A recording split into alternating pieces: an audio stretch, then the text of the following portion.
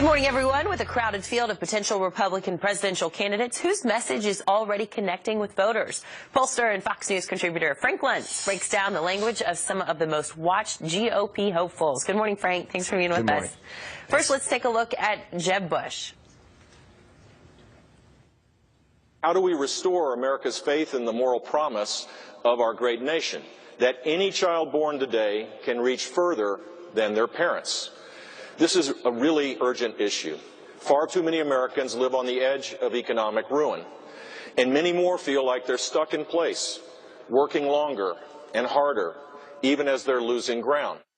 Frank, it looks like we see there he's actually doing very well with Democrats, which could hurt him in the primary and help him in the general.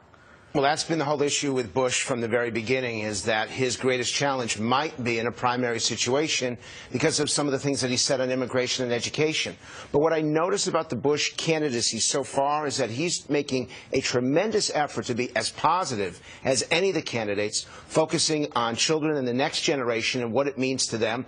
He's going to have to pick up that delivery. You notice that he was clearly reading from a teleprompter. There wasn't that passion, that emphasis that primary voters like to see.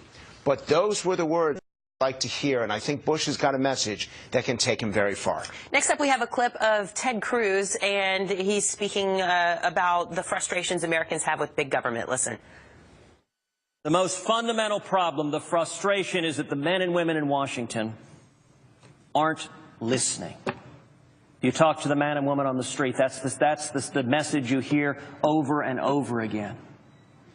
Why don't they listen to me? Why don't they hear what we have to say? Our elected officials, they get to Washington and they stop listening to the people. We certainly see his passion there. And not only do they see the passion, but they all agree, whether you're a Democrat, Independent, or Republican, it's one of the greatest frustrations with Washington right now. It's why Cruz, who has tremendous challenges with his colleagues here in D.C., is such a popular hit in places like Iowa and New Hampshire. They look at him and they say, this is someone who says what he means and means what he says.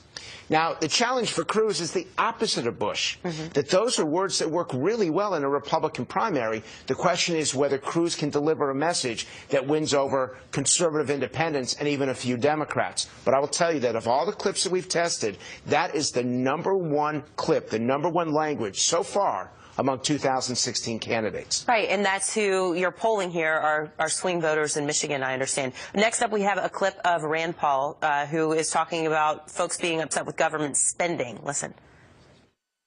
Government is inherently bad at picking winners and losers. Think of the billions spent on the war on poverty over many decades. Government spending doesn't work. It doesn't create jobs. Only the democracy of the marketplace can find those capable of creating jobs. Frank, you say that Rand Paul can have a problem sometimes seeming too intellectual to the average American? When you ask people and you listen to the different clips of candidates, Rand Paul wins for being the most intellectual and the most philosophical. And that is great to 18 to 29-year-olds who are looking for something to believe in, not just a candidate, but a philosophy. The challenge for Senator Paul is, once again, it's that passion. And can that messaging, particularly on foreign policy, which is important to a Republican electorate, will his slightly different point of view than other Republicans, will that carry? But I'm going to tell you, based on what we've done so far, Rand Paul is going to have more young people in Iowa and New Hampshire than any of the other candidates, and his message is clearly getting through to college students. Absolutely. Making a lot of headlines recently. Frank Luntz, thank you so much for your time today. You got one more thing to say? Yes, I hope that they come to my website, luntzglobal.com, because you, too, can pick up one of those dials and give your point of view to the American people. luntzglobal.com, that's how you sign up to participate in one of our focus groups. A strong pool of contenders there. Frank Luntz, thanks so much. Thank you.